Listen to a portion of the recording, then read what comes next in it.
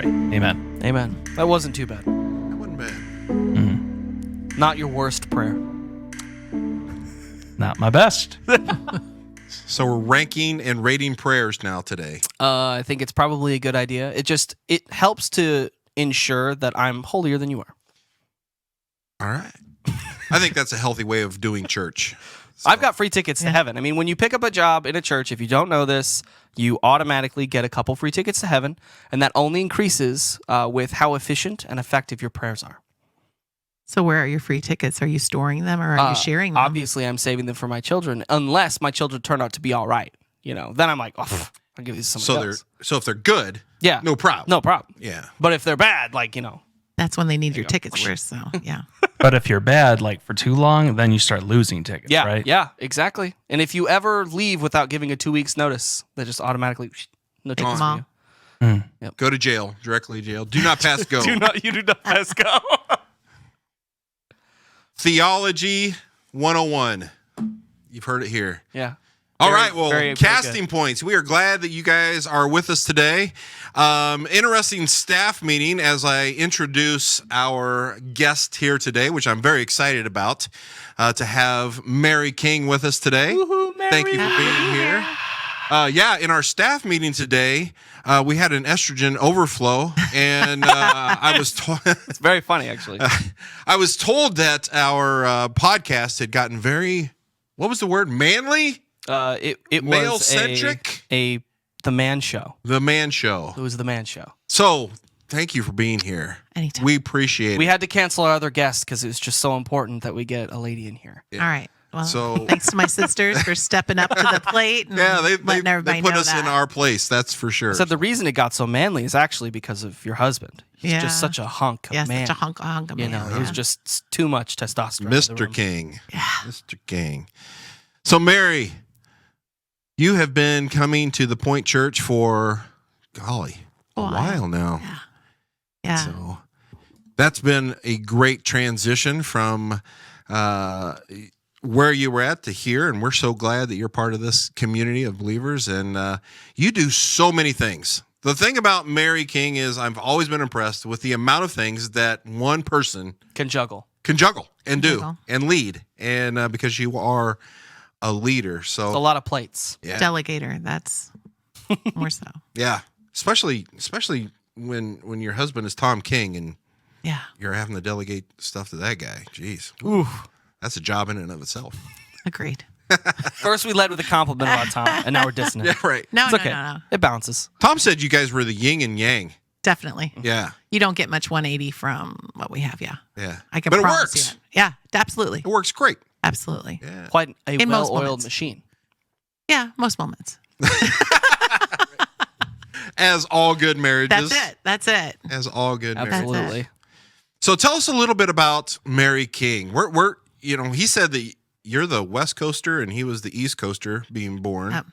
So you were California? Yeah. For 2 years. So it's not like I really have a whole Those lot great of memories. of California. I think my one memory of living out there, I was probably 2 and my grandma came to visit and I had to sleep on a window seat and I was angry because she used my bed. Oh, That's about the only memory that I have. Very bitter of- 2-year-old. Yeah, definitely. Grandma's coming. Yeah.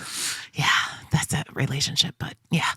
No, I have been in this area since I was 4. So what brought you to the Midwest then? the Navy, the okay. naval Yeah, base, yeah, yeah. okay. That's definitely, my dad came, his dad came different times and stuff, but planted here. My dad was actually from Spokane, Washington, and That's a beautiful area. absolutely. And so I still have a lot of family out there, but he came here, stayed here, and long time later, that's where Tom and I met here. So Very nice. definitely. So where did you grow up in this area? Was it Zion? In Zion, yeah. In Zion. Just right over on Gideon and 21st. Lived there for all my life, even as graduating high school and everything from good old ZBTHS. And out. left, periodically, little pieces of time for college and those kind of things, but came back and now I'm here for eternity. There's times in your life that Eternity. It only feels like eternity. Yeah, there's times in your life when you're looking to move and looking to do things, and of course, everybody knows the state of Illinois. And so there was a time, probably about 5 years ago, that I was just praying, Lord, let us move, let us move. I just want to move out of the area. Give me direction, show me. And He brought me this verse: "You will remain in the land of exile until they prosper." And then when they prosper, you will prosper also. Oh my! So here I am. The land of exile. The hope for Illinois is resting on you. Oh, I hope so. The deliverer. Yeah, I don't know that I'm the deliverer, but they will prosper at some point. That's the key point. They will prosper at some point, and I'll be here for that. So. Probably won't be in my lifetime, but Might not. we'll see. You never know. You never know. So, so you grew up in the Zion area. Now, what was some of your growing up years? Did you attend church? Not attend church? I mean, what was that like for you? Yeah, it was really a different time. My dad was raised Lutheran. My mom was raised Catholic. And so when they met in the middle, they got married at the courthouse, and we kind of went to church here, went to church there, never really going anywhere. But then in 5th grade, my mom decided that I was not staying in public school any longer. And Our Lady of Humility became my school. Which in turn, you have to go to mass certain times because you're going to school there, those Catholic kind of things. School girl. Absolutely. There you go. And then I went to regular high school. So in that time, I learned the rituals. I learned, got my sacraments that I needed Probably to went have. through catechism. Did they put you through catechism? Well, no, because I didn't necessarily go on every Sunday for those catechism Okay. Yeah, right. classes. But it's funny. I don't know if it's the same way now, but when I was going to school, if you were not a member of the church, there were things that you didn't have to do. Like in religion class, when people went for confirmation, you just kind of sat there and colored papers and stuff like that because they were doing their thing that they were doing. Right. Exactly. So, but learned a lot about those kind of things. Went into high school with not any real foundation. I had done sidewalk Sunday schools at different places. We had those neighborhood clubs. What were those the sidewalk Sunday school? Was that like Church of Joy? Weren't they huge at that point? Well, it wasn't. in the area? No, I'm a little older than that. Sorry. That was more in my adulthood, but no, they were. We'll they edit were just, that part out. They were just places that child evangelism. That's what it is. Child evangelism. They would have these home Sunday schools, just random like little vacation Bible schools, but neighborhood ladies In the neighborhood, yeah. Yeah. So we were going into houses of people that I had no idea who they were. We would just go inside. They'd have these little Bible stories and how Different times have times changed. back then. Yeah, right. Yeah. Everything is so different. I remember we even did something like that. I think it was right after I left, and you did the Blast zone. blast zones, which was wildly successful. Yeah, it was not mistaken. It was cool. Kind of the same thing. We just went into and we just asked our life groups Yeah, if they would host. sponsor or host one, and we had them all summer long. And Yeah. same thing, backyard Bible schools, and again they were very successful. Imagine trying to do that now. Yeah, No way. right. COVID, background checks. Yeah. Right. It's Basements. There's And no who- more yeah. good people in this world. Yeah, and who lets their kids just go to a stranger's house anymore? Yeah. I mean, you just don't. What weirdos would allow that to happen? I know I never would. Right. Or Well, even it- getting on a bus and going, like Lake County Baptist would have things, and a bus would come pick up a bunch of kids in the neighborhood. They all Crazy. get up on the bus and head out to who knows My where. mom even did that for Awana. Like people that were just kind of like my school friends or something. We'd just tell them, hey, my mom's going to come pick us up. Called it the Awana bus. My mom would pick up like 15 kids, some of which she'd never met before, and drop them off at Awana. Yeah, not going to happen now. Yeah. Yeah. Did they have like a theme song like "Don't You Wanna"? Yeah, we would sing, I wanna ride the Awana bus. I actually sang it to my wife literally yesterday because my son went to Awana with a friend of his. And I sang the song and my wife said, ew. Anyway, back to Mary. I'm out of touch on that song, but Yeah. So these little pieces of religion and faith that I picked up as a child as I entered into high school, and going from a school of maybe maybe 100 kids full and to thousands of kids in there. And I wasn't an athlete. I wasn't into the education part of school so much. I wasn't, I like how you put that. yeah, I wasn't really into much of those kind of things. And so I found myself in a place that you get sucked into. You've got these people that are telling you they're great people, and they're actually, members of gangs and things like that. So I did find theater, which I thought was an amazing thing. That saved me, I think, from a lot of issues I could have had but didn't have because I had a lot of practices and rehearsals and all that stuff, and kind of kept me out of it. But my freshman year, I met this guy that I knew was going to be just the love of my life, and he was not. Jesus? He was a gangbanger. Oh. And Definitely not Jesus. no Jesus gangbanger. It was sorry. Tom King. It was not. Oh, no. He would not have. He would not have even looked my way in high school. It's really funny now because our daughter Alicia, our oldest, she is me, but with Jesus. I did not have Jesus. She at least has Jesus. Yeah, she's awesome. And so Shout out to Alicia. he does. Shout he out does, Alicia King. Yeah, Hashtag. he does not Awesome. know how to deal with her, and so I know the energy level and she's the quite special. sound, and yeah, that is me. Now I understand the drama club. Yeah. Now that you've said all this, Yeah, I was I about know to say, Alicia. this makes Makes complete perfect sense. You painted the perfect. Yeah. There you go. So she comes by it naturally, and we have no issues, she and I, because Because you're the same. we're the same. We're the same. I get it. And so, yeah, if my husband would have met me when I was in high school, there's absolutely there's no way.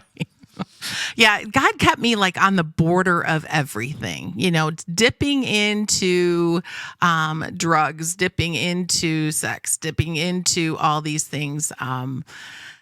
As much as being in a car when something very illegal happened in a building, and I wasn't to find out about it till later, but it was something that would have changed my life had I been in that building at that time. Sure. Yeah, and so I look back and I see how God just kept me on the border of that. And so I really did not have my come to Jesus moment until Tom and I met, which was Alicia was 3 at the time. So in 91, when we met, I had gone down to school in Monmouth, Illinois. Yeah, to Monmouth That's our College. big connection right Yeah, and I came home with a baby.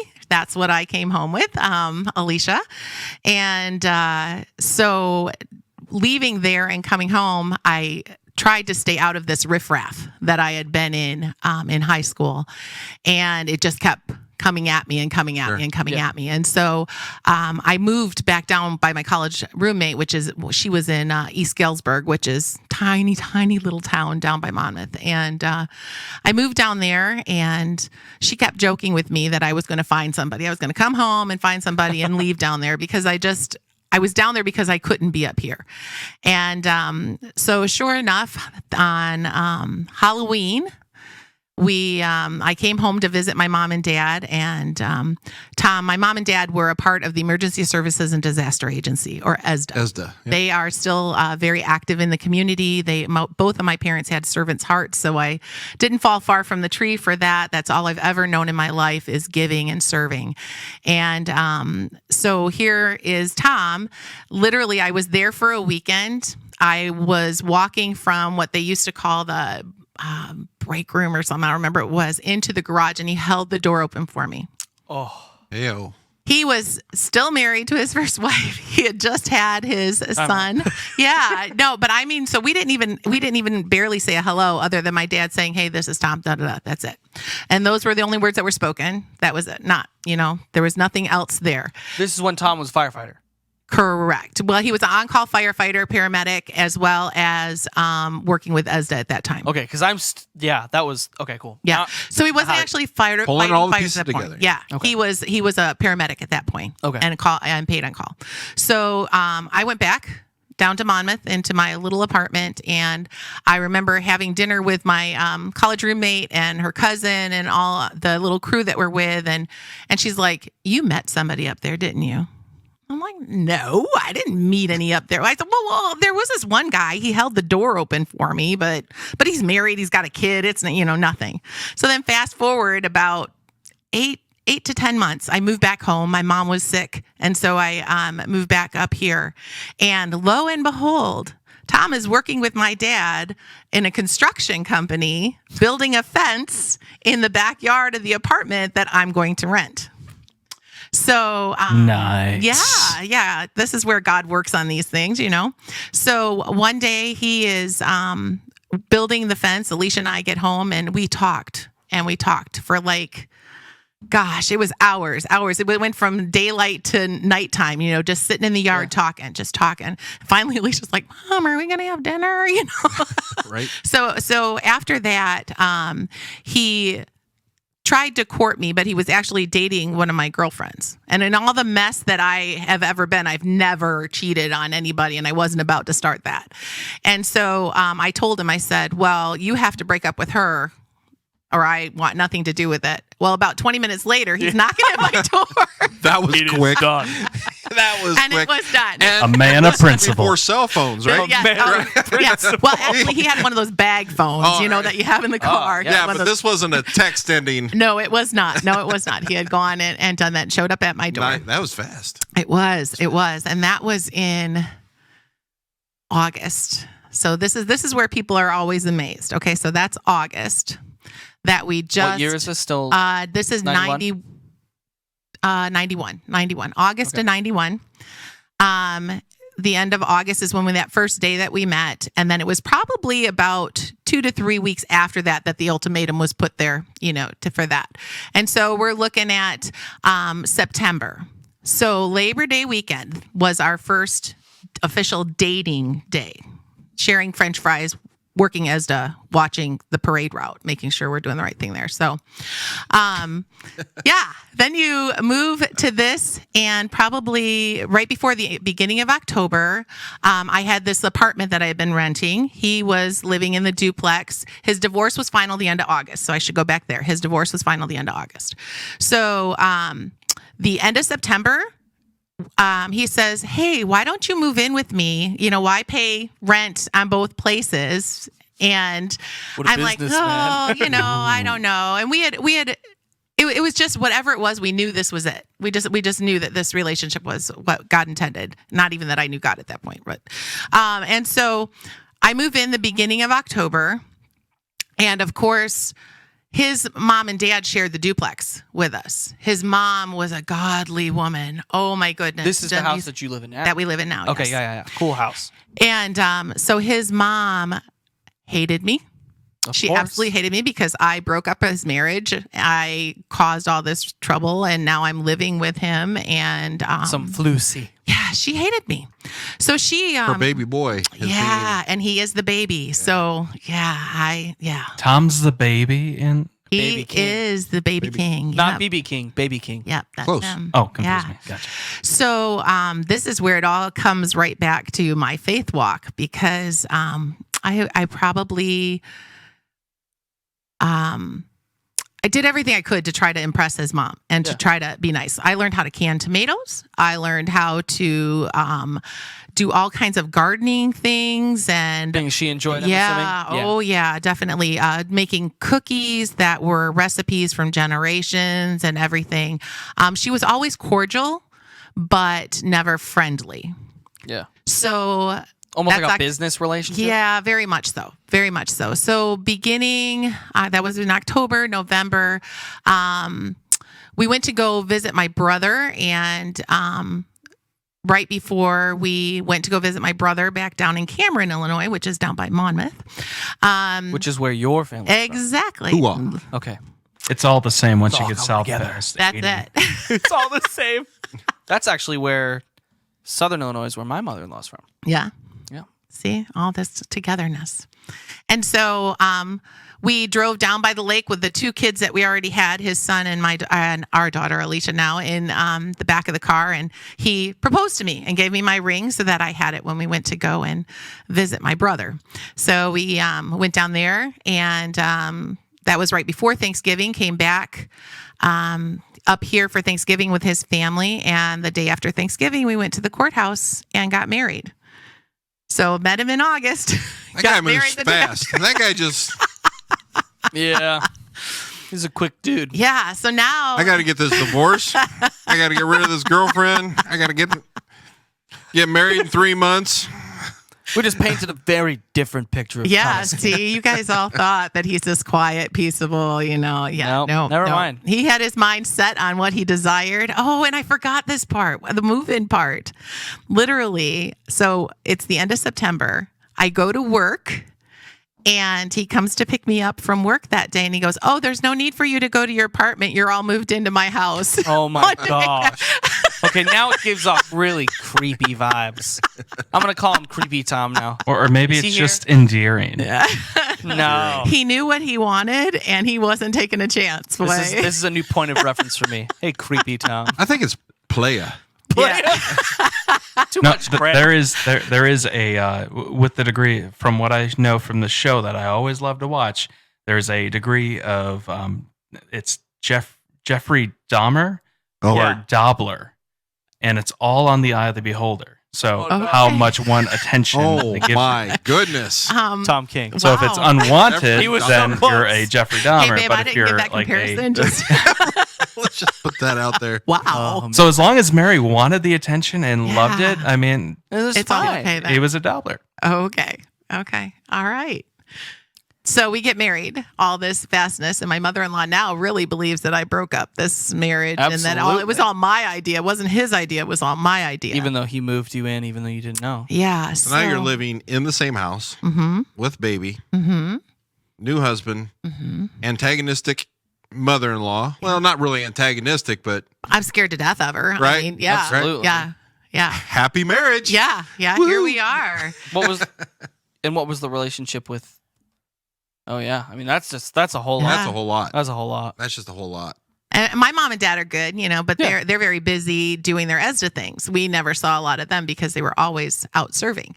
So mid-December, my mother-in-law comes over one evening and Saturday night, and she says, "So, you guys are going to church with us in the morning?"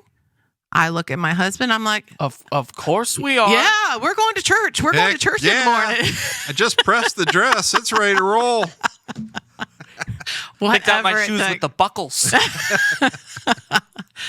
And so went to church with her and learned all the tricks of the trade of sitting in the right place and being in the right context. I always share the story. Tom's brother, Jimmy, his oldest brother, soon after we had started going to church, I asked if we could sit back a couple of rows because I wanted to see better what was going on up front, because his dad had always ushered towards the front, and what was his dad's ushering spot later became his ushering spot, Tom's ushering spot. And so I had, unbeknownst to me, broken a cardinal rule. And I said, "Hey, can we sit back a little farther just so I can see better?" And Tom's like, "Sure, no problem." So I sit down and Tom sits in next to me, and his brother comes in and he stops where we're at and he looks me dead in the face and he says, "You can sit here if you would like to, but I am sitting in the king pew." And he marches up to the king pew. Very and, nice. Yeah, I looked Your at Tom. own pew. Nice. We moved to the king pew. We went and sat there and had Fun. been there for years, many, many years. There's a joke about farting and sitting in the pew. Yeah, Yeah. Somewhere in it's there. somewhere in there. Somewhere in there it is, definitely, yeah. So within the first couple of years there was a pastor there called, his name was Hugh Maynard, and he was just an old Southern Baptist pastor that had a lot of life in him and just funny as all get out. And as soon as I met him, he said, "You need to get involved in the children's ministry," knowing that I was a preschool teacher. And it was there that I started learning all this Bible stuff, that all these stories. Because you Yeah. have to regurgitate it to these Yeah, kids. but it's Yeah. in such a non-threatening way. Yeah. All these kids don't know anything more than you, and you learn so much. I learned Yeah. so much being down there, and Well, I have heard this so many times from different people, particularly people that didn't necessarily grow up in church, maybe coming on Easter, Christmas, Yeah. whatever. Definitely didn't grow up in the church, didn't hear these stories. And you hear people say, yeah, the pastor or the preacher or whoever was up there speaking, and they said, hey, you remember the story about Moses? And then they would just kind of blow over it. Yeah. They're sitting here Yeah. going, Nope. Who's Moses? never heard it. Yeah. I never heard of this. And then they start working in the children's department, and they're like, oh, Yeah. Now I get it. Yeah. And the pastor says, like, well, I can see about this story. We put two and two together. Exactly. So, That's yeah. And very- exactly how biblical people reference scripture. Hey, Jesus did that. Jesus. Jesus, slow your roll. We're not all Jewish. Discretion. So I'm learning all this, and I was non-threatened, and I think that's something that people need to know. They need to know that it's okay to have a mind of a child in faith. It's okay to not know all this and come into a church. Right. Yeah. I mean, because it's pretty intimidating walking in those doors to begin with, and then to not really know anything but the rituals that you've been brought up knowing. Right. And this very condemning God that, you do the right thing or you are in purgatory for the rest of your life. Burn. Yeah. And so I started learning about this God that was giving and forgiving and of all this mess that I had in my past. And this God can really forgive all that. I'm like, he doesn't know me.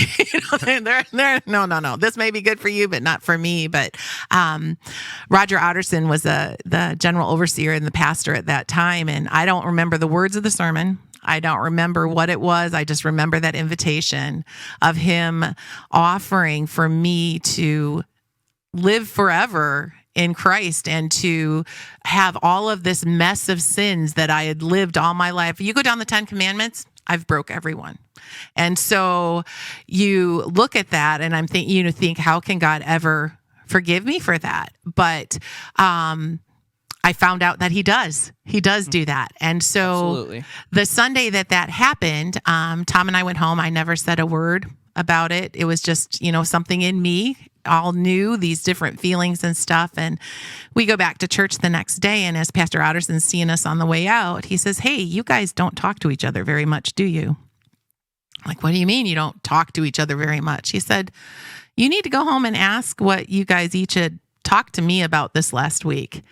And You each had talked to me That's about really good. this week. Yeah. And that sermon, whatever it was, whatever the words were, Tom had rededicated his life to the Lord that Nice. Sunday, and I accepted Christ that Sunday. And so, Amazing. That's pretty funny. yeah, it was. And in that time and over the years, the relationship with my mother-in-law changed immensely. We became the best of friends and prayer partners, going on retreats together. Canning those tomatoes must have really helped. Yeah, we still did that together as well. My girls know how to can tomatoes even. Yeah, that's something that's been passed to the generations. But it's just amazing to have that transition time. Mm-hmm. So yeah, the mess of the jumble to come up to it, Well, let's talk, if you don't mind, Yeah. because I think it's very interesting. I think it could speak to a lot of people, especially to where you're at today and what you are doing today and your passion and what God has kind of given your heart over to is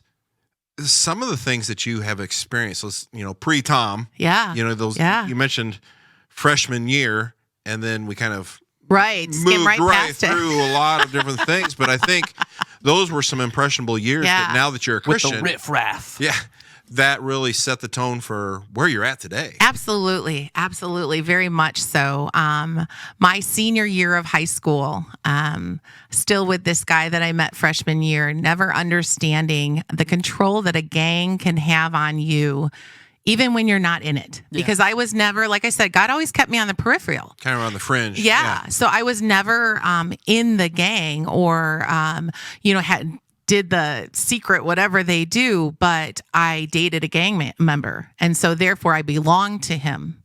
And because he was actually younger than me, and this is at a point where Pierce campus was for freshmen and sophomore, Horizon campus was for junior and seniors.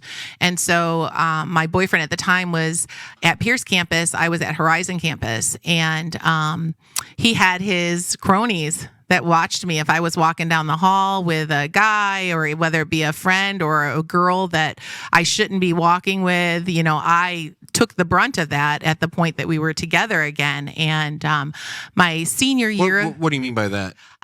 whether it was physical abuse, emotional abuse, just that I I was in a point in my relationship with him that I wasn't the person I am today, I must say, to be timid and shy. They beat you down. That's the abusers take away your supports. Like I said, my parents were amazing people. And when I first started dating this person, they warned me that it wasn't a good thing. But what do they know? Right. They didn't like him They're because just he was adults. black. That's what I said. That was my convincing of myself. He's black, so they don't like him.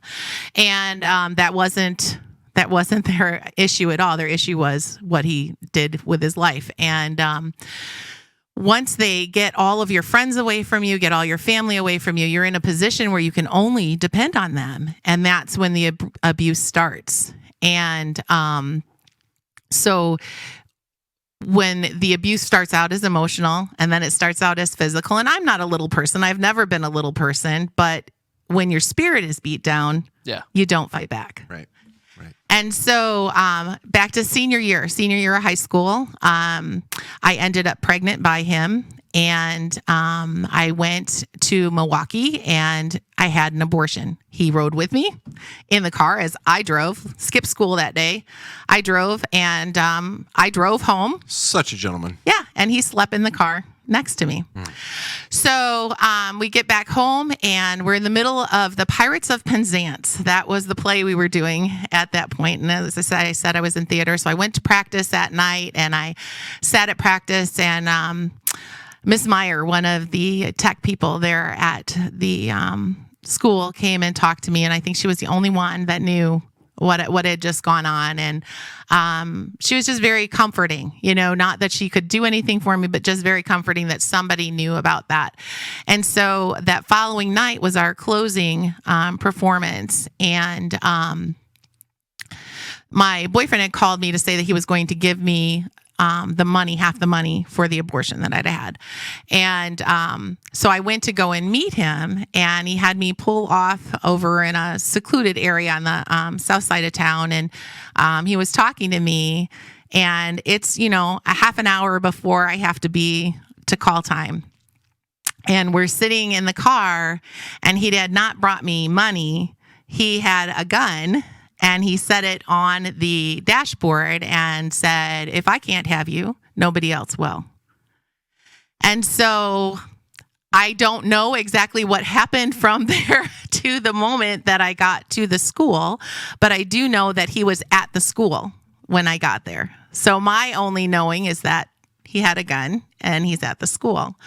So we called the police, and by the time the police had gotten there, he was gone. So we go to the police station, and because there were a few other kids that were out there that had seen him, and we go to the police station, and we're doing face makeup, getting all of our gear together because the show must go on no matter what. Right. Theater kids. Yeah, theater so kids. dedicated. And so we got there and did the performance. And so then after that, that was spring play. So it was very close to graduation. So after graduation, that's why I went away to college. That's why I had to get out of here. There was no, granted there weren't cell phones, but the regular phone, constant phone calls, going by the house, catching you in stores. Yeah. I mean, just that there is no way to escape it. It's not like it's a huge town. No, no. Yeah. There's no escape. Well, that and the controlling mindset of absolutely. If nobody can have me, absolutely, or nobody can have you. No, yeah. So yeah, definitely. And so it was not only the safe option, but the wise option. Yeah, absolutely. Yeah. And my brothers had both gone to school down there, so it was a little familiar to me, and I ended up going down there. And once I got down there, that is so much. I mean, stop when you think about that, and just pulling back just for a second to think about all that you went through in that short amount of time, just the emotional stress. You probably didn't even realize at the time that you were going through, and oh my gosh, that's just How long did it take you to unpack that? Do you think? After all that happened and you had matured through it or gotten to a point with Jesus, how long do you think it took you to really root through that?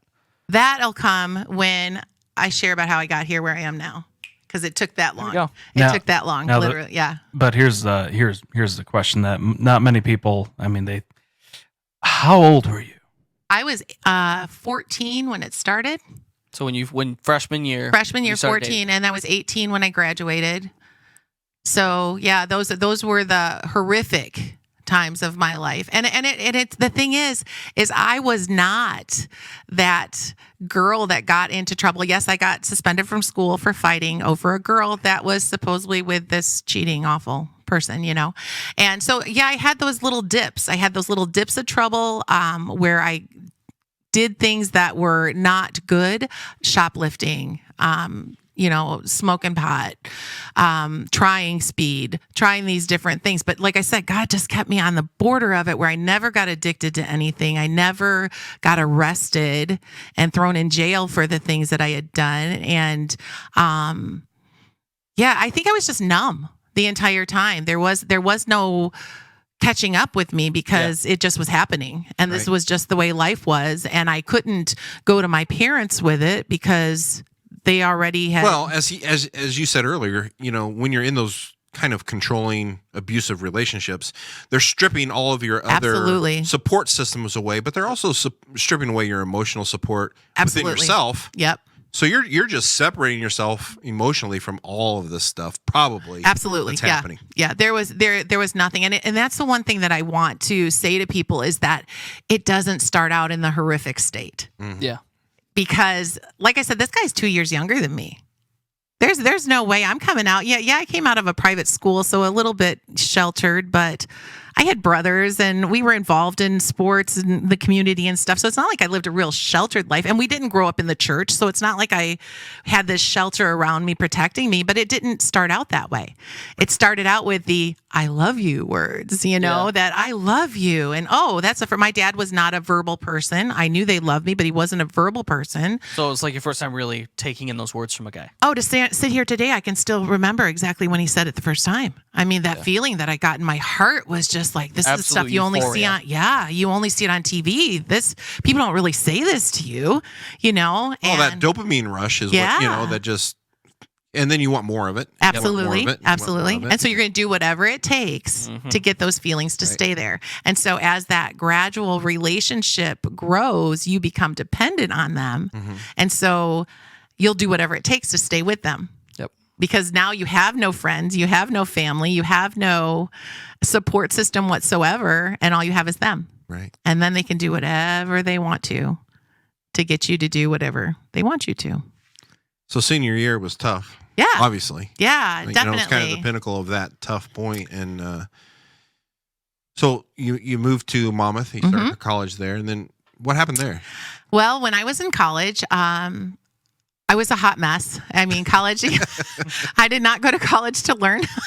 I went to join a sorority, and the one that I joined was you had to have your grades at a certain level. And in the midst of that, there was this group, BAAC, I think it was a Black, African American, something. And again, that's where I was comfortable. I was comfortable in that crowd. And so I tried to be a part of this sorority group and didn't make grades first semester. And second semester, didn't make grades. I mean, missed by, you had to have A's and B's. You could not have a C. Yeah. And so by third semester, I'm like, I'm gonna make this. I'm gonna do this. Well, third semester, I didn't make it again. And so I was like, what is the worth of this? I don't have these people to hang out with. And now more often than not, I'm hanging out with the other people. And not that group was bad. It just was allowing me to go back into my old ways. So you old spend patterns, old habits. Exactly. So every weekend at the frat house, drinking round the world parties, not knowing who I'm going back to my room with, just horrible situations of exactly right where what I left coming back into. I didn't have the abuse of a person. I was doing enough abuse myself, Right. And then I don't know how, but my boyfriend found out where I was at. And he called me at school. Boyfriend from Zion. From Zion, found out where I was at. An ex-boyfriend, I should say, at that time, because he was very much an ex, but still had that control over me. And I drove from Monmouth to DeKalb and picked him up. I'm sorry, not DeKalb, Decatur. And picked him up, brought him back to my dorm room. He spent the night, and I drove him back and that's what, an hour and a half, 2-hour drive, something like that between. And so here now he's in my world. He's in my world at school. He is returned. And I am just I really don't even remember. I hook up with this guy that is in this other group, and one night, and I remember saying to him that if you don't use protection, I'm going to get pregnant. I remember saying that to him, and 2 weeks later, I was pregnant. And so this is where the story turns, that I came home from school that year, and my mom and dad were on a trip. They were out in their motorhome traveling out west. And so when I came home, I was pregnant at that time. And so by the time they got back from their trip, I was a lot more pregnant.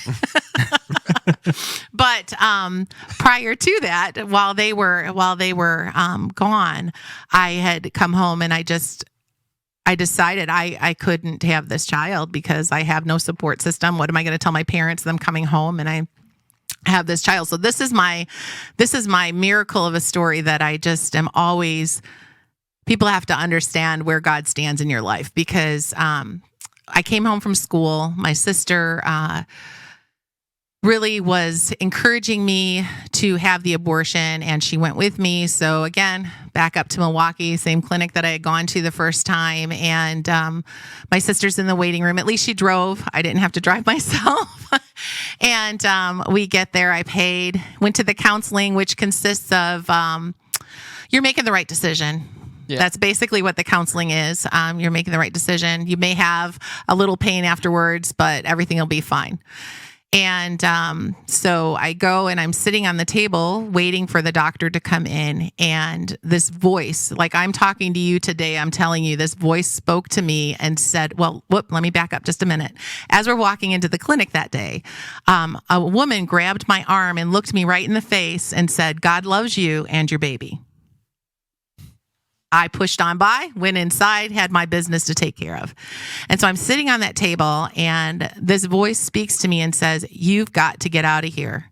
And I'm thinking all these things in my mind of, well, they're expecting me to be here. I've paid for this. That this is already, it's a done deal. I'm just afraid it's all going to be fine. And again, the voice says, "You've got to go." And the nurse at that time, the nurse and the doctor come in, and I looked at her and I said, "I've got to go. I've got to leave." And she says, "No, you're just afraid. You'll be okay. It'll be over in a little bit. You'll be just fine." And the voice just shouted in my head, "Get up and go." And I looked at her and I said, "No, I've got to go. I've got to get out of here." And she, her words to me were, "Well, you still have to pay for the lab work." Oh my goodness. Of course you do. And so I came home. It was probably another 2 months before my parents got home. And when they got there, I didn't tell them right away, but of course I was far enough along. My mom knew. She wasn't going to say much about it, but she knew. And so once we talked about it, my grandma was here at that time, not the one that stole my bed when I was sleeping, but my dad's mom. Yes, I still hold animosity towards that. But my grandma and my mom were great support. I had gone through the process of obviously that this baby was supposed to be born. And so I was 21 years old at the time, and felt like, okay, this baby will be born, and I will allow somebody to adopt this child. Hooked up with Catholic Charities, had this amazing counselor that spoke with me. My obstetrician at the time, Dr. Sun, you either loved him or hated him. He was a very sarcastic man, but he delivered all my kids. And he found out just my, what was going on and stuff. And he each week would, then when I would go in for my visits, he'd find out about, my mom, ask me about my family and do I have a job, school, that kind of stuff. And right before I delivered, he said, well, I want you to do me a favor. Make sure that you hold this baby and say your goodbyes solidly so that you are positive this is what you want to do. And so Catholic Charities is walking me through this procedure. I'm all set to go through with this. Christmas Day night, I go into labor. And my brother is there who his wife had a baby just 2 months prior. And so they were up from down by Monmouth and they came up. And so he actually went to the hospital with me the morning of the 26th, when I went into the hospital to have Alicia. And the plan at that time was I was signing and giving the baby up for adoption. So, You could have totally played this off as like Immaculate Conception. yeah, It was like coulda. Christmas Day. Yeah. Christmas. I was It a all little far lines along up. for that. I was a little far along. Poof, there. It's the strangest thing. Just like one day I wake up, like Yeah. boom. Right. So I go in to deliver her, and in Illinois, you have 48 hours before you can sign the papers. You can't sign adoption papers for 48 hours, and so I held the baby like the doctor said, and my grandma and grandpa had come and brought me in this little planter, a little cube planter to just for me, so that just I had this little remembrance, So we leave the hospital and leave the baby at the hospital, and I get home, and of course this again is before cell phones, before you can just hop on a line. My mom and dad go to a meeting, and I'm at home, and I'm just distraught that this was the worst decision I'd ever made in my life. And so I'm talking to my brother about it, and he reaffirmed that, you know what, you've thought this through. This is the right decision. You've done exactly what you need to do with this. Well, he goes home, and I called my sister on the phone, the one that had brought me up there, and I'm like, I can't do this. I have got to bring this baby home. And she's like, well, mom and dad are in a meeting, and she doesn't drive at the time, this, that, or whatever it was.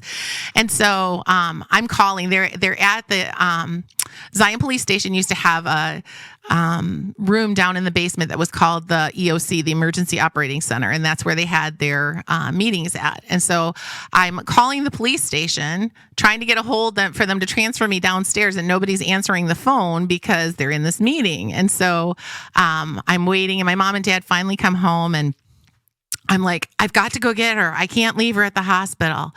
And run around like crazy, go to Kmart, get a car seat, get all this stuff, because we don't have anything, rush to the hospital to go. And the nurses had saved that little thing. They're like, we knew you'd be back. And I'm like, how did you know I'd be back? I didn't know I was going to be back.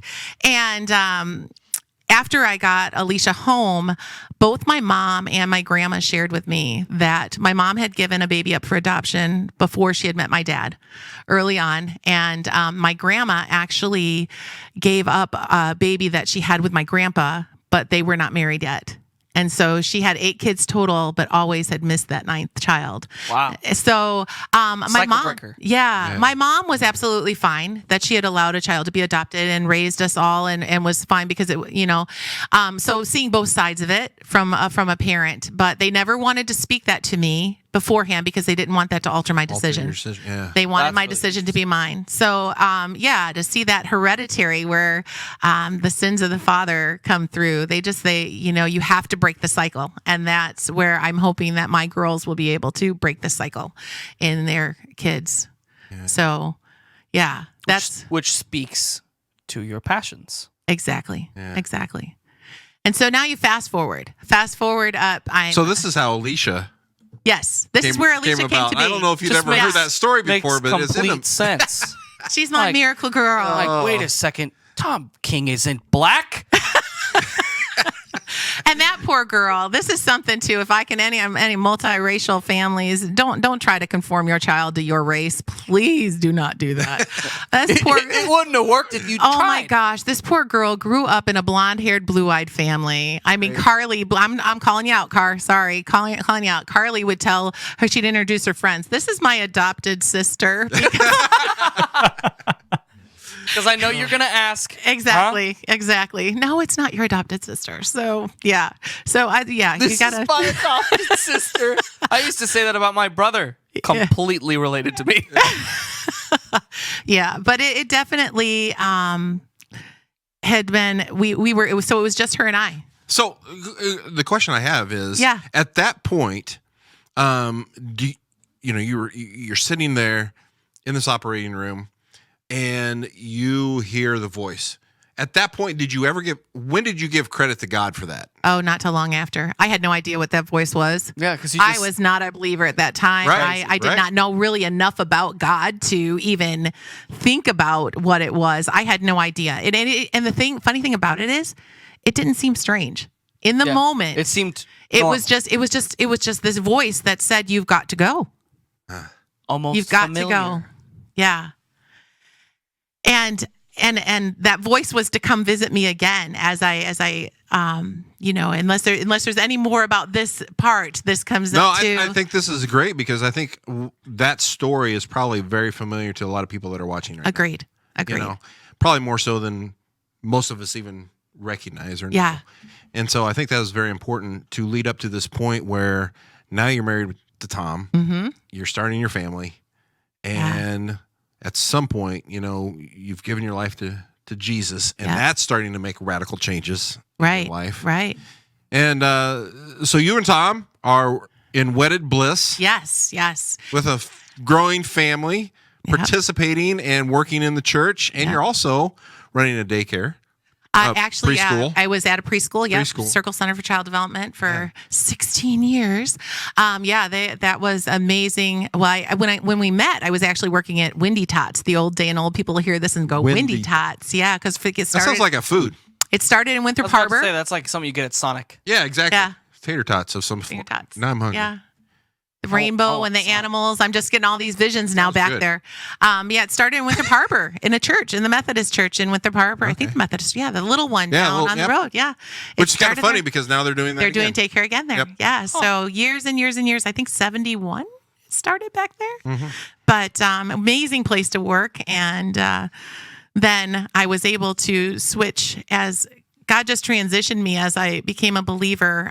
When I was at Windy Tots, there was a Jehovah Witness that worked there. And so my last year teaching there, my first year as a Christian was awesome because I was teaching preschool 2.5 days a week. And Easter was Easter, Christmas was Christmas, Jesus reigned, everything was there. You had prayed, we had all this, and it was a secular preschool, but founded in a church.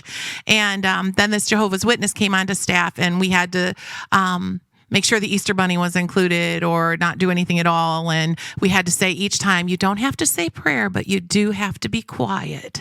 I mean, these things were coming in. And so God blessed me and allowed me to start working at Circle Center, which was just a gift. And I can't tell you the number of times over the years that the parents would say to me, we can't even eat a meal without praying now, because it comes up through the children. Yeah. So that's a joy. So yes, I'm working at Circle Center, and Tom and I are growing as a family. We're trying to work through this whole blended family atmosphere, working with exes and just family dynamics, all this stuff, trying to get it all together. And so in 2000, we had the opportunity to go with this Pastor Otterson who is now in Arizona. Yeah. Sorry. It drives me crazy. Everybody from Illinois goes to Arizona. Yeah, it does and happen everybody that from way a Arizona lot. ends up back in Illinois. Yeah, I don't think he's coming back here, but That's I don't so know. crazy. But they took a trip to Oberammergau, Germany in 2000 for the Passion Play. I don't know if you've ever heard about that, but it That's pretty cool. is. Tom has told me about this trip. Pretty Oh amazing my God! trip, Oh yeah, actually. he's got funnier stories than I do, but So that was like a turning point in our life because in 2000 is the year that I left Windy Tots and went to Circle Center. We went to Oberammergau and had this amazing trip seeing the Passion Play and Europe for the second time. The first time I went, I was young. Don't take young people to Europe. You just don't do that. The alcohol runs free and you miss a lot of what's going on. So we went to Oberammergau and I started this new position at Circle Center, and Tom was a promise keeper, engaged in all of that. I was working with women's ministry, going to retreats, just this amazing time of our lives. But every January at our church, they would have Sanctity of Life Sunday. Every January, I would sit through the Sanctity of Life Sunday, listening. And for those that don't know what that is, it's the Sunday in January that's closest to the Roe v. Wade decision where abortion was legalized. And so Family Resource Center of Zion, which is where I'm at now, a representative would come to the church and speak on the rights of the unborn. Mm-hmm. And I was gung-ho.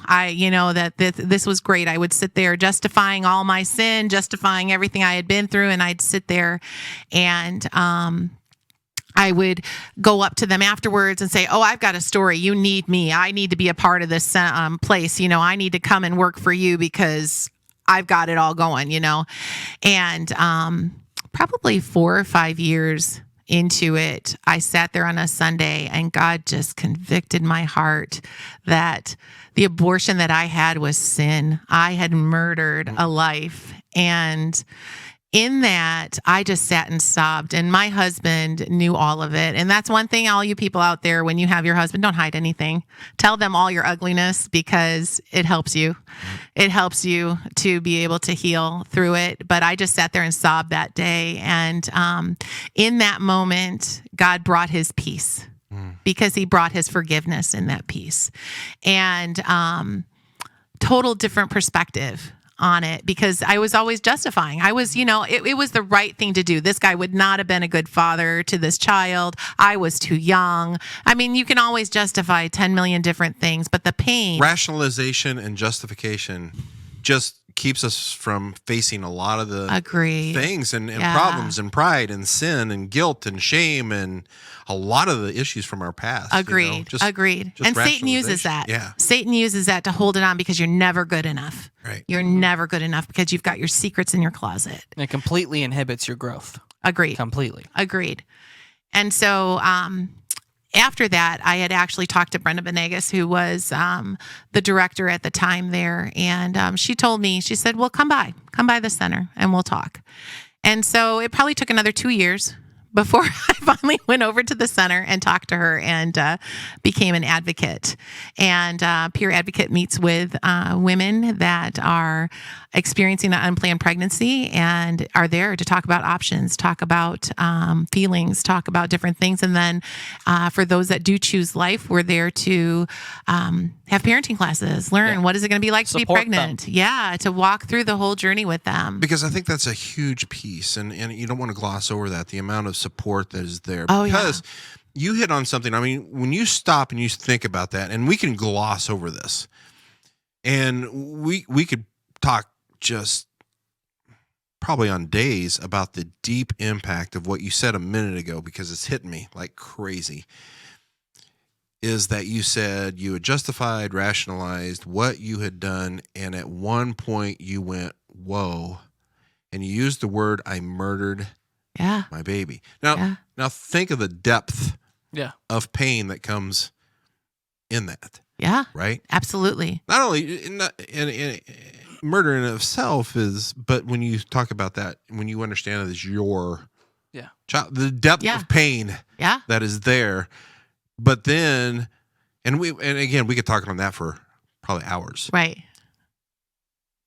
But the turnaround in that is that what you also said in the midst of that was a peace. That there's no peace on this planet that's going to bring that type of peace. Right. Right? I mean, Agreed. you just Fully. can't not. Yeah. That has to be a supernatural peace. Right. Because Absolutely. no longer are you Nothing justifying it. No longer are you rationalizing it. No longer are you putting it back. You're saying, this is what I have done.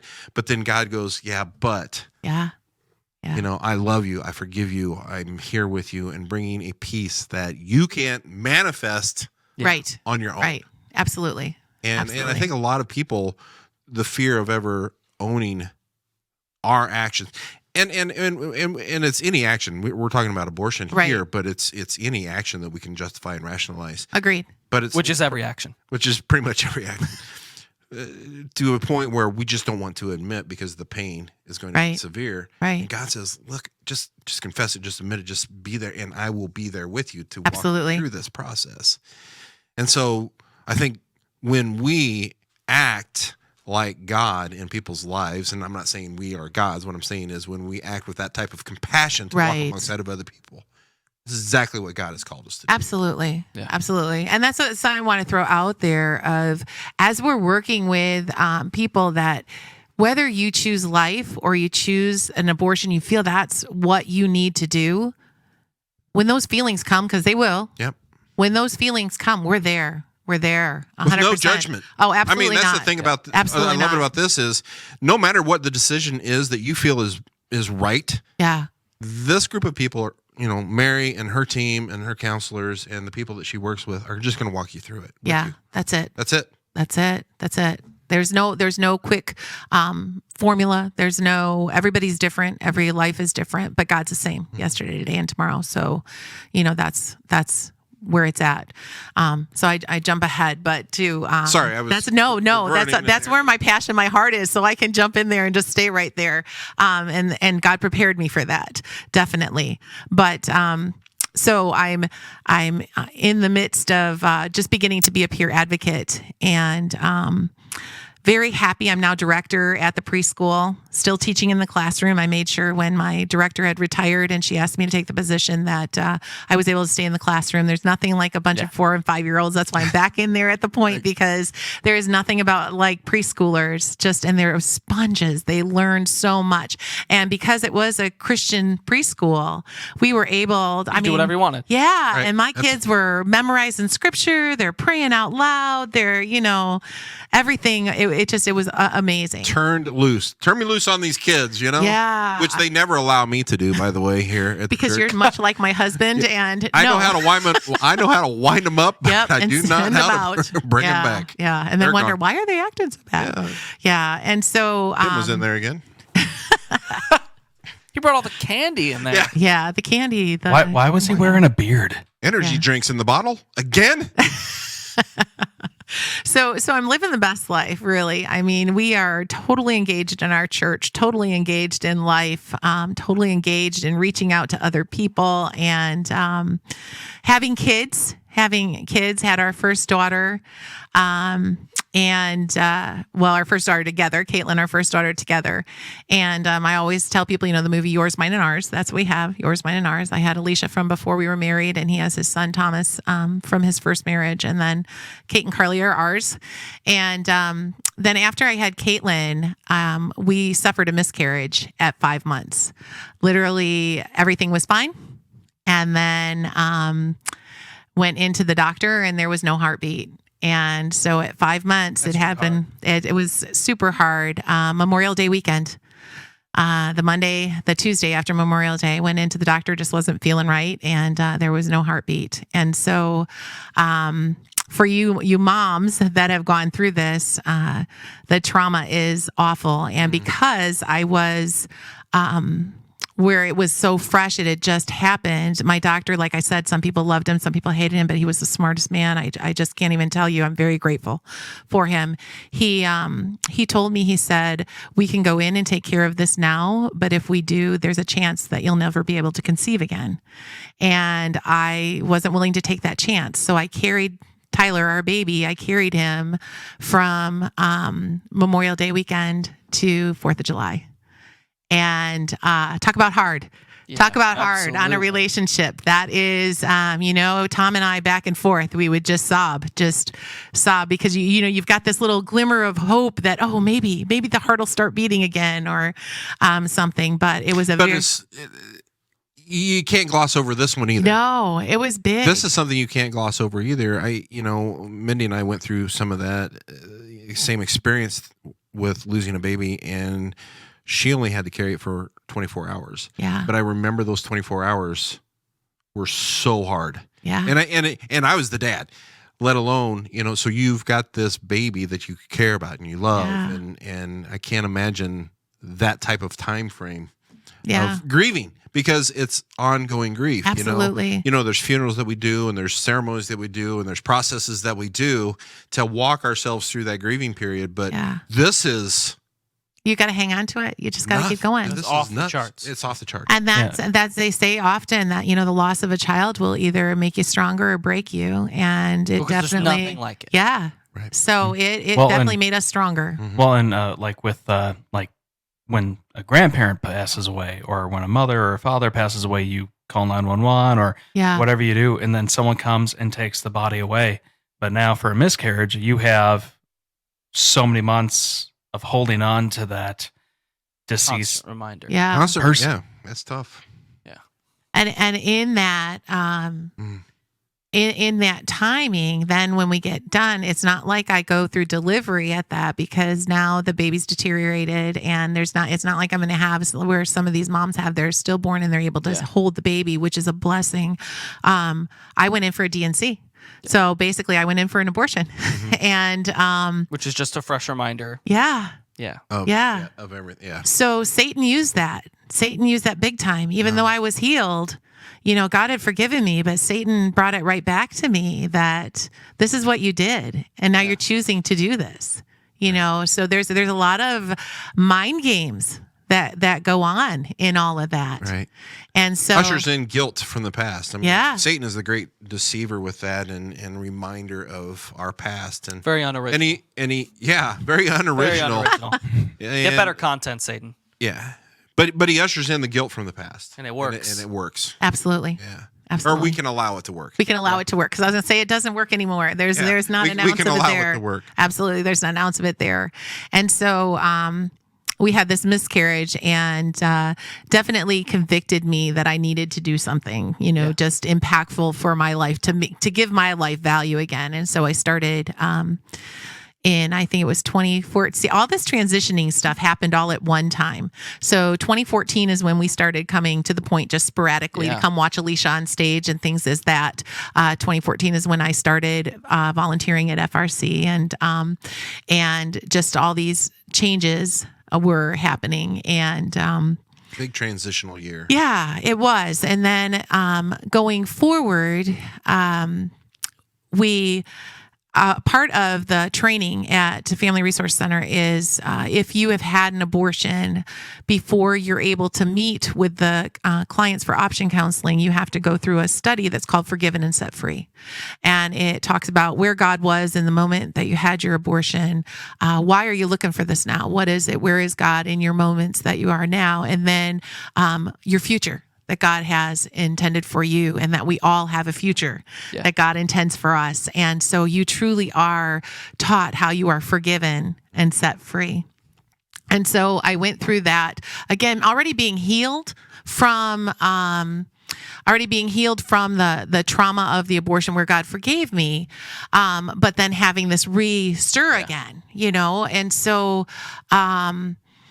the starting back at the center, I think that my timeline is a little iffy at this point, in the view of people that don't know the story, because the miscarriage happened prior to 2014. So it wasn't like it happened in 2014, because I wasn't that old when I started having kids. But so it happened prior to that. But all those emotions were brought back up with all this coming and going of stuff.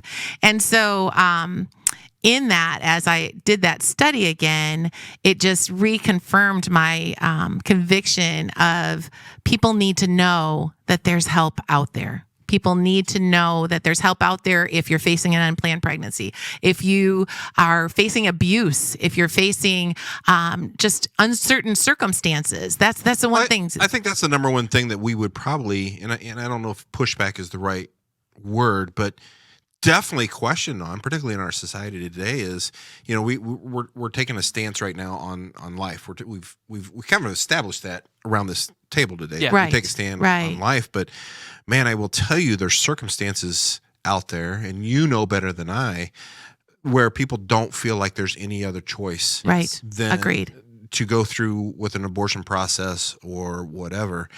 And I think one of the things that again is giving people options. Absolutely. Is showing that there are ways out of this, that the life that you're in right now doesn't have to be your life forever. moving forward. And it can be a process, and it may take some time, and it may take some work. The abusive situation that you found yourself in, there is hope. There's a way out of that. And even if you don't see that you're in it right now, you've got to understand that there's things and people around you that want to draw you closer to where you're living a freer life than under the control of someone or something. I think, depression comes into my mindset. All of this, when you're in the middle of this emergency, you've got this is part of what we teach our counselors, is that you've got this keyhole effect. You're only seeing this much of the vision. And what we are there to do is to open up that vision.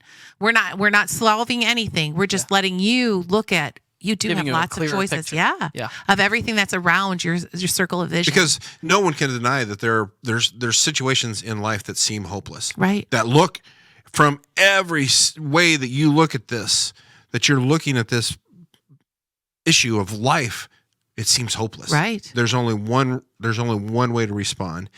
And I think that this gives people options to look at. And say, Agreed. maybe there's other options that I can do that maybe even more healthy Absolutely. than this, Yeah. the option of abortion or whatever. Or whatever it is in life. Yeah. Yeah. Yeah. So, in making all of those movements and doing things in 2015, in October is my month of change. In October of 2015, Brenda, the director at the time, came to me and she said she's actually a translator, an international translator, and she works with evangelists that goes to Guatemala frequently, and they have all of the stories that she can tell of the revivals that they bring forth in Guatemala. She was leaving the country consistently, and in that, she also has been a very significant part of starting a pregnancy center over in Guatemala as well. So that was pretty exciting, but she felt God calling her, completely led by the Lord. She has been just a mentor to me of following the Spirit, completely following the Spirit. And so Brenda approached me, and it was the first time in my life when I said, I'll pray about it. And I actually prayed about it, Right. Pray about it. I'll pray Wait, about you're it. supposed to pray about that after you say it? Well, I didn't know that until that moment. Right. And so it was the first time ever that I genuinely prayed, Lord, what is your will for my life? And so as the time went around, and in July of 2015, that was 2016. In July of 2016, this may step on a few toes, but it's the Holy Spirit then, and God was at work. And so I have no control over it. And I wouldn't be where I'm sitting today if those toes weren't stepped on. And, so I was at Circle Center. I was happy. The year was amazing. We had just ended our, what was to be my last year of teaching preschool. My kids had memorized Psalm 150. They had sung songs that were, like at this upper level at the Christmas program. We changed it up, and they sang, real worship songs at the Christmas program. It was just like the kids were, I think, the best class I ever had. We did projects where they were able to build cars out of boxes and paint them. That's and this just whole, fun. it was amazing year, just an amazing year. But God was putting this little stir in my heart. Is this what you want to do for the rest of your life? And I have to say that, and the teachers at Circle Center work there into their 80s. Even my substitute teachers were retired teachers from Circle Center. They would come back in their 80s and be with these kids. I mean, it was a great place. And longevity speaks to how great. Yeah. Yeah. And if you're called, you're called. Yeah, and it was directors far before me, that took over that as well, and just the ministry itself was an amazing ministry, and so God had put this little stirring in my heart of, are you sure this is what you want to do? That you want to be 80 years old getting up and down off the floor? I'm like, I don't want to be 50 years old getting down off the floor, and so we get to July, and I work only on Wednesdays. I'd work only on Wednesdays in July, and I was leaving early that Wednesday to go to a meeting with Brenda from Family Resource Center. There's a meeting where all of the nonprofits gather together and talk about what services they offer and things like that. And Brenda wanted me to go to that. Now, I have not given any answers. No direct questions have been asked or anything. I was just feeling out, is this what's supposed to be there? But that morning, in my prayer time, I was just really struggling with God, and I'm like, God, I'm comfortable where I'm at, and I want to be here. I want to do what I'm doing. Maybe I can work at Circle Center in the morning and then go work at FRC in the afternoon. And obviously didn't know what I know now, but to say, I'll do that. But Lord, don't allow my comfortableness to hinder your will. That right there is the prayer. That's a dangerous prayer, actually. That's the killer right there. That's the dangerous prayer. So the pastor came down that morning as I'm sitting at my desk, and he kind of him-hawed a little bit. And I don't know that he even knew why he was down there. But the words that came out of his mouth were that they weren't going to ask me back in the fall. I don't even know that he had the authority to fire me, but in that direct moment, that was the second time in my life that I heard that voice. And it said, "It's me, Mary." So I looked at him, and the excuse that he gave was absolutely insane. Had something to do with me coming here to this church. And well, I understand that. Yeah. Actually, Right. Yeah, that's no. That's valid. That's a valid we all reason. understand that. Yeah. I'm sorry. Yeah. I have no idea what you're talking about. And so I, my words were, "Well, can you put that in writing?" That wasn't me. That was a spirit. There was no way that I would have thought that calmly in the moment of doing that. And so he went up to write the letter that he had to write. And so he asked that I have all my stuff out of there that day. 16 years Wow. of teaching. I said, I'll try, but it's 16 years of teaching. My house is kind of immersed into here. Well, a good friend came with his trailer and literally cabinets and books and stuff. I didn't want to take everything because I didn't want to leave teachers high and dry. Yeah. I didn't know what was happening, for the next year. And not one moment of sadness, not one moment of anger, not one moment of discord at all. And that day I had probably 98% of my stuff packed up on that trailer and brought to my house, handed the key, and walked out the door. Now, the ironic part about it, God part, I should say, not irony, but my interview with FRC was the very next day. And the very first question that I was asked was, "So what about your job?" What about your availability? The Lord has taken care of it. So then the next question was, I said, "Well, I don't have one anymore, that I was released yesterday." And their concern, as should have been, about the relationship, because, Family Resource Center is sponsored by many different churches. Mm-hmm. And they asked me about that relationship. And I said, "I think it's okay. It was God that did this. It wasn't me. I'm not upset." I said, "I think things have to be worked through," and they have been. I think everything is very amicable, and we didn't lose their sponsorship, or anything. So I think that everything is 100% good. But I think that many times, even as true, strong believers in Christ, we don't always know that God's going to work through us, or know that it's God you who does pray that. the dangerous prayer, "God, your will." Yeah. Outside my comfort zone. Yeah. And here's what happened. Can I just tell you what happened? That pastor went back upstairs and he goes, "You're not going to believe what I just did." Yeah. Yeah. I have no idea why. Why would I do Why that? would I say this? Yeah.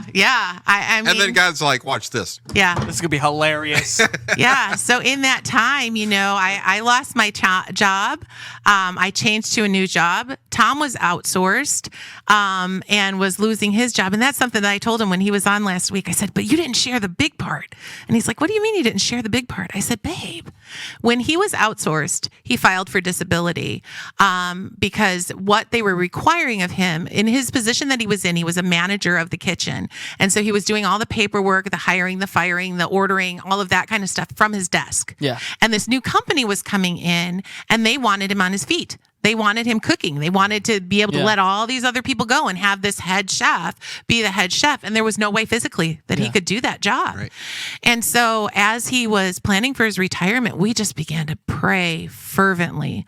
"Lord, if this be your will, let the disability go through." And these are the words that he forgot to share last week. "And if you allow this to go through, I will serve you." Oh, That's what he said. Tom King. You just got served. That's Yes, some good he news did. right there. Yeah. That's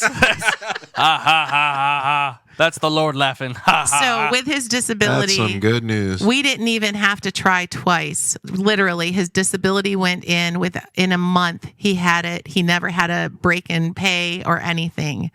That's God. That's only God. Right. You talk to anybody that's been trying to get disability. That's Yeah. God. Right. Never in Illinois. Yeah. So It he's doesn't serving greatly here. Yeah, that is for sure. absolutely. And he'll continue to, I'm sure. Otherwise, the Lord taketh his pay. So that was a year of transition for us. Just like 2000 was a major year of transition, as 2016 was a major year because that's when we committed to coming to the point. That's when both of us started new, jobs and new positions and all these things going on. And it was like, okay, Lord, now what? We had a lot of other family drama that I don't need to get on, out on air on the thing, but God just brought us through it all. He brought us through it and made us learn to depend on him 100%. Yeah. And now to watch the things grow, I just story after story after story that I can share from 2016 to now, from at Family Resource Center, from obviously the way that I get here. I do want to share how Esmeralda came, my admin assistant. I've got to share how she came as well, because it was just as much a God And she thing. is just absolutely amazing. She's amazing. I love Esmeralda.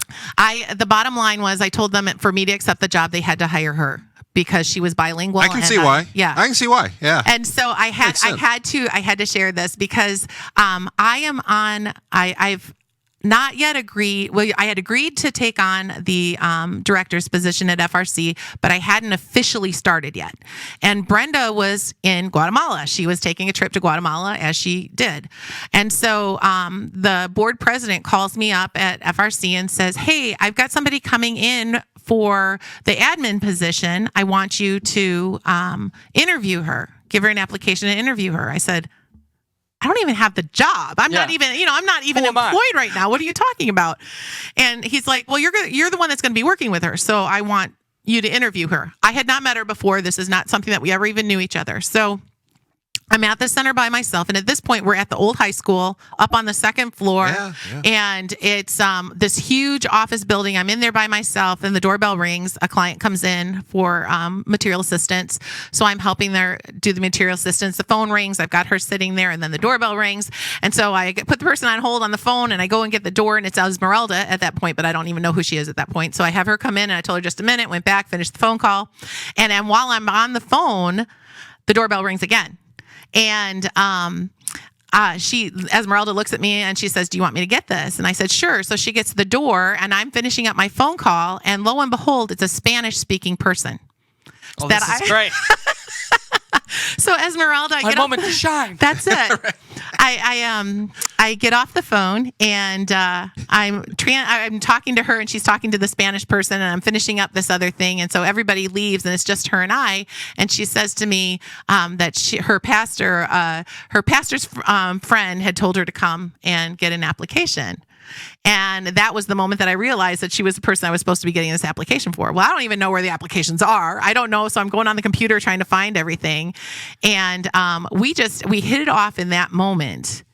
And when she went to interview, they asked her, one of the first questions they asked her is, "So how long have you known Mary?" And she said, "The day that I walked in to get my application."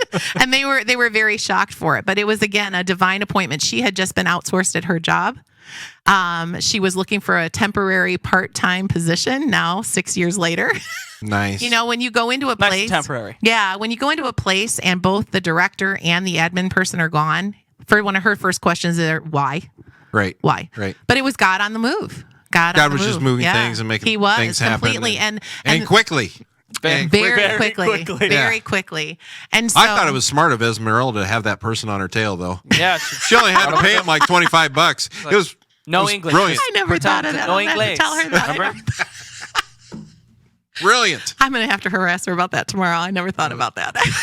I can't believe you duped me like that. Right. Was it your cousin? Yeah. And so from that moment of being hired to all of a sudden now they're going to tear down your building and we want to stay in the same city. How do you find a place to be there? We were all set to purchase a building. And then Dwayne Lucy comes with this building that we're at. And for anybody that knows Zion, they know Lucy's Appliances and they know the Lucy family, who are absolutely amazing, wonderful Christian people. And Dwayne's like, "I want you in here. There's tenants in there." And I know Danny's like, what are you doing, Dad? Right. There's people in there. You can't do this. Long story short, they both are gone. We're in within a month and a half. Everything is changed That's around. right in the middle of town. Yeah. Just like Tom's ex. Exactly. Just That Tom pimpin' Great callback. Great callback. I love it. I love it. Oh my goodness. So God is working in this That was ministry. Absolutely. Just amazingly so. And so we moved here. We're literally about a half a block from the bus stop. So people can come in. We have homeless people up and down the front all the time. So we're able Right. to offer cold water on a hot day. I was pray just with grateful people. I was able to find it. Yeah. It's like, oh crap. I haven't been But you here so long. guys help people. It's amazing what FRC is doing. Yeah. And it's not a huge building, No, right? I mean, it's not no. a huge building, but the amount of work and effort and people that you guys are serving through that. And the amount of stuff you can cram into that room on the left. Oh my gosh, yeah. Our boutique workers are pretty amazing. It's just amazing what you guys are doing, and not only are you literally saving lives, because we do believe that if you can help rescue infants, babies, Right. fetuses, whatever, that's a win. But even just the moms or the dads or the relationships and all these Absolutely. other areas that you're working in to rescue marriages, relationships, lives that maybe they're in those terrible situations Yeah. with a controlling person, abusive person. You guys help these people, and you're doing such great, amazing Yeah, work. nobody's turned away for any reason. And I Yeah. think that the founders way back, 11 years ago now, they came from a CareNet center we still are part of CareNet, but the name was chosen Family Resource Center of Zion. And we try to live up to that name, to be a resource center, not a limited to do this, where a lot of pregnancy centers limit. And I know that we focused in on the abortion, and I've brought Yeah. that word up many times today, and that may even short circuit some people of even going there. But I will tell you that it's even just helping young moms or moms Absolutely. who just need some help. Yeah, our median age right now mean, is it's actually 28 years old. 28. So So- you don't even have to be real young to be Right. there. Yeah. Seems young now for me, but anyway, Because you're ancient. right? I am. With Doug gone, I mean, you're really up there. I am getting there, but it's because of my staff. But You're the oldest one here. I yeah.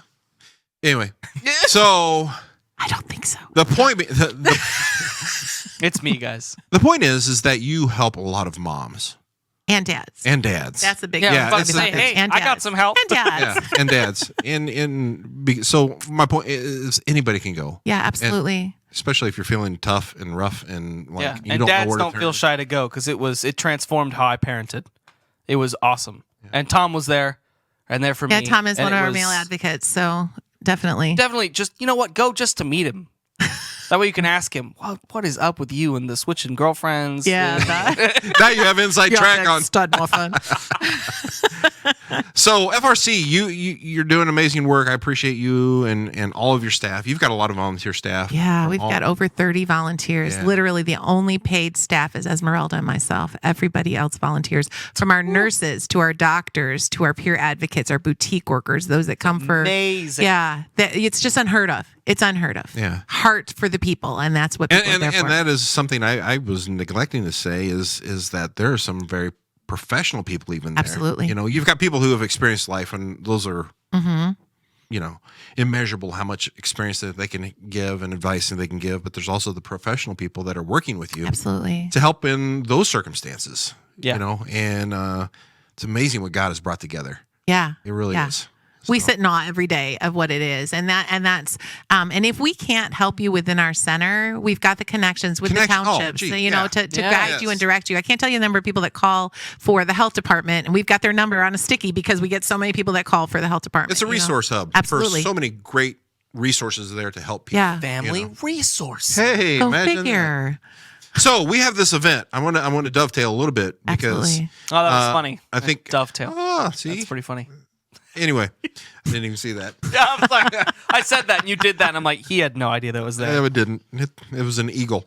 But there's an event coming up here shortly. I mean, this is all just for me anyway. This has all just been moving very, very fast. A guy by the name of Eric Walters is kind of putting this together and kind of pushing this event. But it's a huge event Yeah. coming up February 18th and 19th. It's kind of a conference, if you will, and it's free. Yes, absolutely free. And it's going to be talking about all different aspects. It's so diverse. Of life. So diverse. Yeah. It's incredible the people that they have coming in to speak and to mentor and to give. And one of the things that you and I were talking about before we started is just information. Right. Information. Right. You may know somebody that is going through a difficult time and you don't necessarily know where to turn. This is going to be one of those conferences where you can just go and get information. Yeah, absolutely. It may be you. It may be you specifically that needs help or information or resources or whatever. Please come. Please check it out. It's going to be online if you don't feel comfortable coming. Right. It's going to be online as well. But this is just going to be a great resource for information and help and support. Yeah, it's about life. It's about the things that go on in life. And so whether you are looking as a pro-life advocate going out there to be on the streets and share the truth to people, or you're struggling from a post-abortion stress that you've gone through that you've never dealt with or you've dealt with and you aren't really sure what to do next, whether you're male or female, it's just going to talk about the safe haven laws that a lot of people don't know. They're dropping these babies off. What does that mean? It's a safe place that you cannot get in trouble for allowing your baby to be given to a fire department or a hospital or those kind of things. We don't want to see babies in dumpsters. We want to see them in loving homes. Speaking of that, there's foster families. There's a whole section that's going to be there for what if you are on the fence, whether you want to become a foster family. I know that's what we've kind of championed as the Point Church, is saying, hey, it's one thing, and I'm going to speak to maybe many people out there that are pro-life. I'm pro-life, right? Yeah. And we challenge people: save the baby, save the baby, save the baby, save the baby. Yeah, save the baby. What do you do with the baby? And then what do you do with the baby? Right. Because maybe their home life isn't, conducive. Yeah, conducive to having a baby. So if we're going to say we're pro-life, then we need to be pro-foster. We need to be pro-adoption. We need to be the champions for those babies that we're wanting to save. And so that's kind of where we're going to step in and try to have some information. We're going to have a follow-up for people to come and find out more information on whether you want to be an adoptive parent or a foster parent, or you want to support those parents because they need support too. Absolutely. Oh my goodness. Who's heading that up? Huh? Who's heading that up for us? Let me guess. Jen and I. So to say, let me guess. Jen and I. Yeah. So we're gonna be doing that. But my point is, you think about these foster parents that have kids coming in and out, and some of them have a lot of things going on in their lives that make it very. So they need respite. They need time. For themselves and maybe you can't do it though for a long time, but maybe you could do it for a couple hours, even just a couple of hours. So it makes a difference. So we're gonna try to have all those kind of resources for people, even as a follow up to this conference. But please check this conference out. February 18th and 19th starts at 6:00, and then starts at 9 a.m. on the 19th and runs clear through like 7 o'clock that night. The main keynote speakers will be there, and then after each keynote, there'll be people on the ground. They're ready to talk with you, the local people. I know that the workers are coming in from Kansas, but they're also local speakers as well. So it'll definitely be something that you can pick and choose what you want to be a part of and be engaged as much as you want to. I mean, if you just want to come and hear information, that's up to you. If you want to come and receive services of getting connected with other agencies, that's up to you. Or if you want to just come and listen and hear. And it's going to be on the YouTube channel as well. Yes. They have an actual YouTube event lined up. Awesome. And so they'll have moderators and things that if you just want to type in and talk that way, right? A little bit more privacy or and whatever. That information is on the Facebook event. Yes. That information is on there. And as I'm sitting here thinking now, it will be on frczion.org tomorrow. And we'll put that link at the bottom of this as well. If we Awesome. Yeah. Or actually, let me put that in my notes right now so I don't forget all the important things I have to put in this video. Well, Mary, amazing life that you have, that God has given you, and you are using it in tremendous ways. Not to even mention your Mondays here and several other days out of the week that you serve at the food pantry, and it's amazing. If you've not heard about the food pantry, check out the Tom King episode. We talk about it there. Right. We can't go into all that mess right now. All right, I'm hungry. We're pushing on and Mary, past the freckle. And Mary does keep that thing moving right along. So, Absolutely. If you thought Tom King put that together, psh. He does the hard work. and one other thing that Mary King, I do want to throw this out. I heard from a mother just today whose preschooler in our preschool on a Sunday morning went home and was talking about And what said she has was learned. taught by preschool teacher, and I'm like, Absolutely. what preschool teacher do we have back there? Now I know it was Mary. No, Mary it was King. Miss Mary. It was Mary in this Sunday, but yeah. But yeah. But Yeah. this That Mary, too. Mary King, Yeah. is the one who puts our curriculum together Oh, each my week and goodness. helps find people to work. We have and- some awesome people Yeah. back name. And so Amazing these people kids are back going there. home learning who is Solid. God, where does Yep. truth come from, and all these Yep. important aspects of life Absolutely. with God. So thank you for doing that as well. Yeah. You are amazing. Ah. And you have an Thank you. amazing family. I agree with that part. And an amazing husband. Yeah, he's pretty special So in many ways. Very special. Super special. Super. all right. Well, thank you again for watching Please. Casting Points. We are glad that you were here. If you liked for having what you saw today, like, share, and subscribe. Hit the little bell button beside you, and you will know when notifications are coming up. Love you guys. See you next time. Zip. Bye.